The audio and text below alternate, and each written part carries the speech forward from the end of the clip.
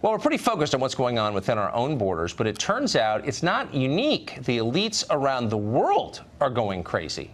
For example, in France, National Front leader Marine Le Pen has been charged with a crime, a serious crime. What did she do? Well, in 2015, she sent tweets that showed executions committed not by her, but by ISIS. And that's a crime somehow, okay? In South Africa, the parliament has begun amending the constitution to allow land owned by white South Africans to be confiscated by the government without compensation. The motion was brought by Julius Malema, a longtime gadfly and violent nutcase, who clarified that he does not support killing the entire white population right now. So why does this matter? Well, I don't know. It's wrong. But also, we give South Africa huge amounts of taxpayer money every year. Last year, we gave them more than $350 million in aid, obviously administered by the government, the ANC. Mark Steyn is an author, columnist, and world traveler, and he joins us now. So let's go very quickly in order now. Marine Le Pen. Right. I don't know that much about Marine Le Pen, but I think you're allowed to send out tweets of ISIS atrocities without being arrested, right? How is this happening? Well, and she was also one of the two final candidates in the French presidential election, and it never looks good when, in fact, you are trying to criminalize political opposition, which is what the French state has tried to do with Marine Le Pen, and is what the Dutch state has tried to do with Geert Wilders in the Netherlands, for example. In this case, lefty French politicians were basically saying there's no difference between Marine Le Pen's party and ISIS. And what Madame Le Pen did was point out that this is what ISIS does. ISIS chops off the heads of people it captures, including, in this case, James Foley from my state, from New Hampshire. And that's actually quite important because there is a decadence in our political discourse where Democrats, for example, frequently say, oh, these social conservatives are as bad as the Taliban. Well, no, we're not. Yeah, you know, there's one side that is burning homosexuals, throwing them off rooftops, decapitating people, killing them for listening to music. And on the other side, there are people you happen to disagree with in a Western multi-party system. And you devalue political discourse every time you compare Marine Le Pen to ISIS. So good for her for pointing out the difference. Good for her. So to South Africa, which is such a depressing story that it's almost hard to bring up. But here the bottom line is, for decades, the left in the United States was against apartheid, and good for them. I mean, it's worth being against that. But they also were champions of the ANC, the African National Congress, which has been in power ever since '94, and they basically destroyed the country, and now they're attempting to turn it into Zimbabwe by crushing the minority in that country. So, okay, they're doing that. Why are we subsidizing it with U.S. taxpayer dollars?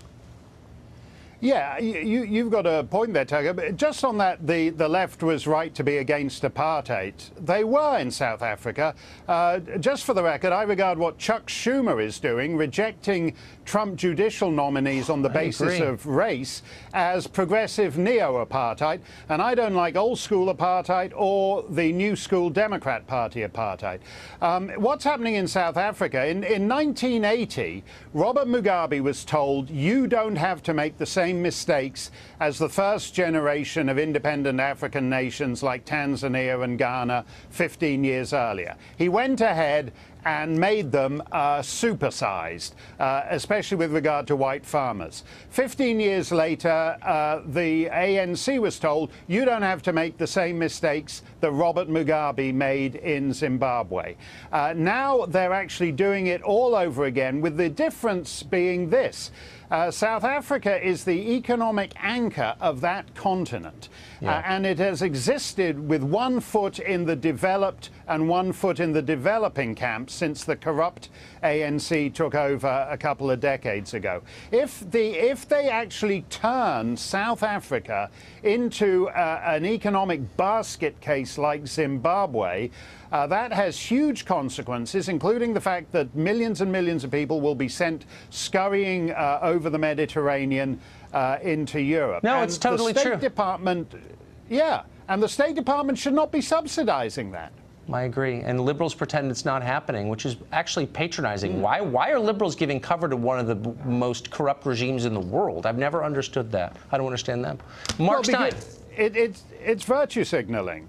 Well, that's exactly. You're right. I guess I do understand. Such a good point. That's it.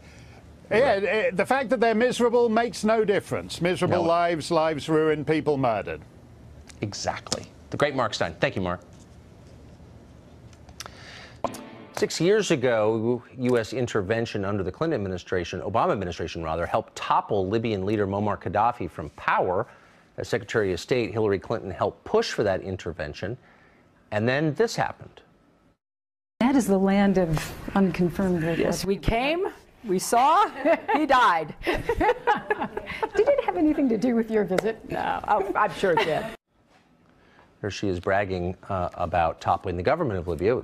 Pretty fun diversion for the Secretary of State. She's bragged about it for years after, but actual Libyans didn't find it as amusing. They've been suffering ever since. In the vacuum created by Gaddafi's fall, an ancient institution, in fact, has been revived: slavery.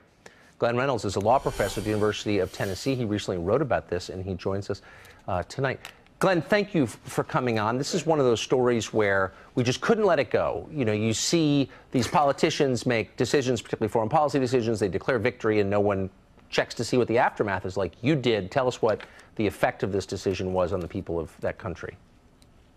Well, it's been a debacle, of course. It goes back to 2003 when we made an agreement with Muammar Gaddafi, the strongman who ran Libya, that if he would give up his weapons of mass destruction, we wouldn't try to overturn him. And we didn't keep that promise. In 2011, Hillary Clinton, together with Susan Rice and Samantha Power and the Obama administration, decided to kick him out of power. They bombed and got rid of him, and as you can see, sort of gloated after he was killed by a mob. And there wasn't much of a plan on what to do next, other than some advice Hillary's advisor Sidney Blumenthal gave her about how to fit this into her presidential campaign plans. And now Libya is torn up with civil war. You've got fighting militias. You had a wave of refugees passing through Libya. A lot of them got stuck in Libya, and now some of them are being sold essentially as slaves in slave markets to work on farms and that sort of thing there. And CNN covered that, BBC covered that, and it became a story last week. And I saw it, and I thought, you know, this is a real mess. I mean, we heard about this, we knew it was bad, but years later, Hillary has sort of gotten off scot-free on this. People don't bring it up, and yet this is a royal debacle. Of course it is. And Susan Rice and Samantha Power never hold to account for this. But I wonder what effect it has on the countries in the region around the world. I mean, next time we go to a leader, a strongman somewhere, and say, look, you know, disarm and we'll reward you, why would anybody ever follow those instructions again? Oh, we're ruined for a generation with this. I mean, right now, you know, we'd like Kim Jong-un to give up his nukes, right, and he probably wouldn't anyway, but we certainly can't make him any promises he'd believe, because who would?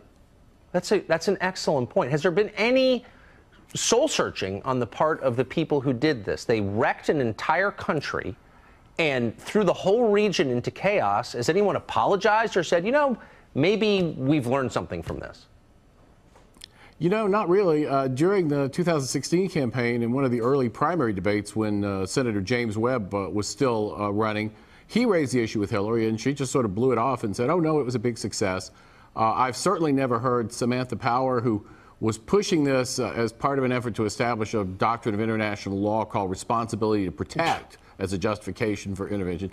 Never heard her say, oh, gee, we kind of blew that. Although you notice that responsibility to protect didn't get brought up again after this. Of course not. Now they're selling slaves in the market. One of the least impressive people ever to serve at a high level of government.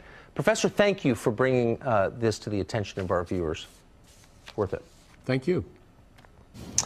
Well, Hillary Clinton, as you know, if you have a television set, has routinely represented herself as America's great crusader against sexual harassment and abuse.